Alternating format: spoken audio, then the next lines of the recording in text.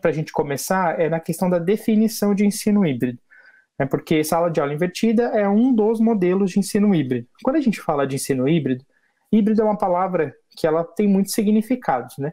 Então, híbrido, na prática, se você for buscar no dicionário, é misturado. Então, eu posso ter muita coisa que é híbrida.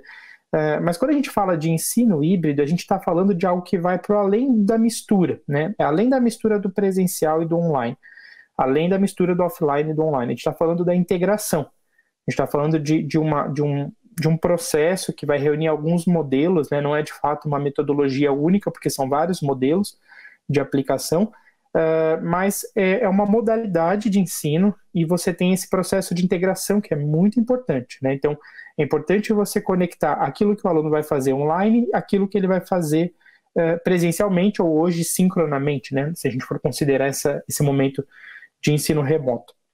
E de alguma forma, o professor ele tem que usar a tecnologia digital para ter alguma informação se o aluno realmente está aprendendo de forma online, né? Então, eu até uso um exemplo que aconteceu comigo lá em 2013. Eu fui aplicar uma sala de aula invertida, mandei um vídeo para os alunos, eles falavam que assistiam, mas no YouTube eu tinha uma visualização baixa, então na prática eles não assistiam, eu também não sabia o que eles estavam aprendendo e eu achava que eu estava fazendo sala de aula invertida, né?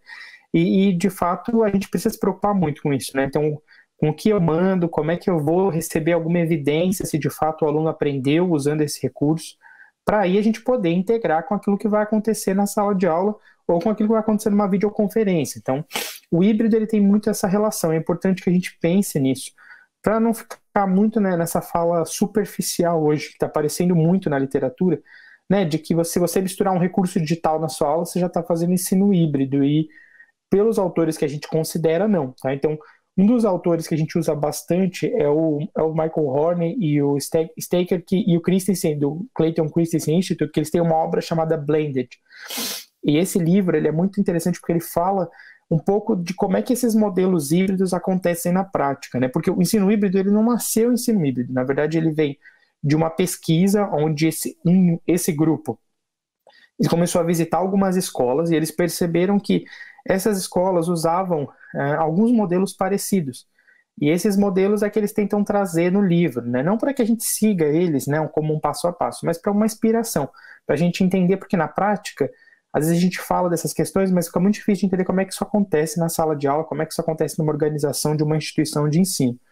Então, o ensino híbrido, ele tem alguns modelos que nos ajudam a entender como é que isso vai acontecer na ponta. E entre esses modelos, a gente tem alguns modelos que são sustentados e alguns modelos que são disruptivos. O que isso quer dizer? Sustentado é um modelo que a gente tem algo que é muito próximo ao que a gente já conhece como sala de aula. Então, por exemplo, quando eu trabalho com uma rotação por estações, criando grupos de trabalho, eu faço isso numa sala de aula tradicional, eu só vou organizar os alunos em grupo. Eu não preciso de uma nova estrutura na escola, de uma nova organização. Então, por isso a gente chama esse modelo de sustentado.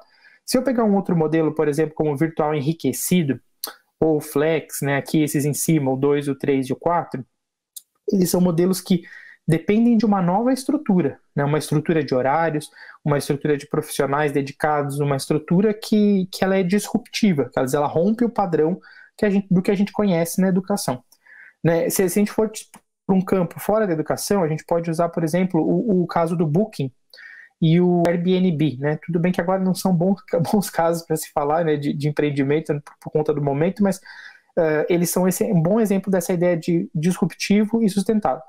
Enquanto que o Booking, ele acaba fazendo o trabalho de uma agência, é muito parecido com o de agência, então ele é um modelo sustentado. O Airbnb, que é aquele aplicativo onde você pode reservar uma casa, ele rompe esse padrão de agência, porque cada um pode alugar um quarto na sua casa.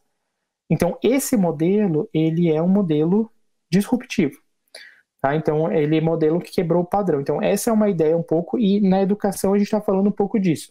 Os modelos sustentados, que é o que a gente vai conversar um pouco hoje, e os modelos disruptivos de ensino híbrido.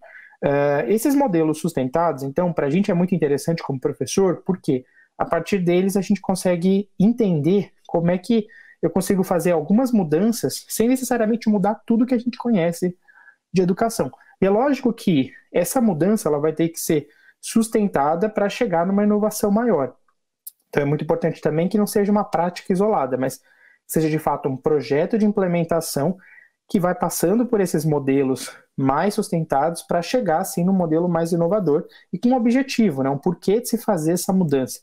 Né, ou porque os alunos têm menos tempo agora presencial, ou porque se deseja trabalhar mais com ensino por competências, né, e menos só em conteúdos. Então essas questões acho que elas são muito válidas quando a gente fala de ensino híbrido, tá? E aí a gente vai falar, eu vou falar um pouquinho mais de sala de aula invertida. Então eu vou dar sequência aqui. E aí tem um artigo que a gente colocou na página lá do evento que vai falar bastante sobre esses modelos para quem quiser aprofundar, tá?